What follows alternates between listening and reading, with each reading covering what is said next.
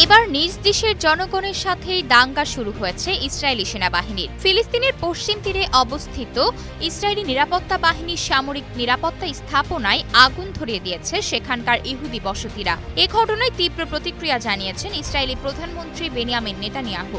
মার্কিন সংবাদ মাধ্যম CNN এর প্রতিবেদনে এই তথ্য উঠে এসেছে।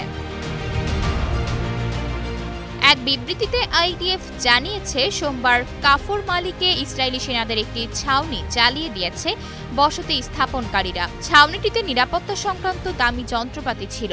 অগ্নিসংযোগের ফলে সেগুলো এখন আর ব্যবহারযোগ্য অবস্থায় নেই। এ ঘটনার নিন্দা জানিয়ে IDF বলেছে, এই হামলা পশ্চিম তীরে বসবাসরত ইসরায়েলি বসবাসকারীদের নিরাপত্তাকেও হুমকির মুখে ফেলছে। এদিকে IDF জানিয়েছে, প্রাথমিক তদন্ত অনুযায়ী নিরাপত্তা রক্ষা বাহিনীরা ইহুদিদের দিকে গুলি ছোড়েনি, তারা পরিস্থিতি নিয়ন্ত্রণে আনতে ফাঁকা গুলি চালিয়েছে।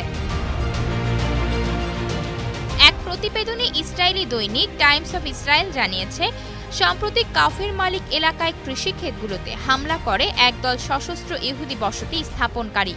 খেতে কর্মরত ফিলিস্তিনি কৃষকদের মাঠ থেকে বের করে দিচ্ছিল তারা।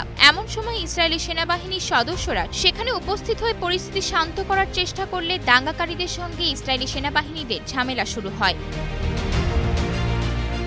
হামলাকারী ইহুদিদের বিরুদ্ধে তদন্তের আহ্বান জানিয়েছেন ইসরায়েলি প্রধানমন্ত্রী বেনিয়ামিন নেতানিয়াহু।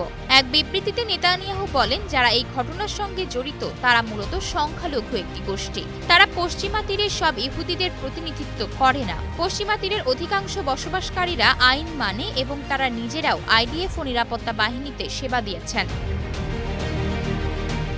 সোমবার এক বিবৃতিতে এই ঘটনার নিন্দা জানিয়ে IDF এর পক্ষ থেকে বলা হয়েছে, IDF এর মূল কাজ ইসরায়েলের নাগরিকদের নিরাপত্তা নিশ্চিত করা।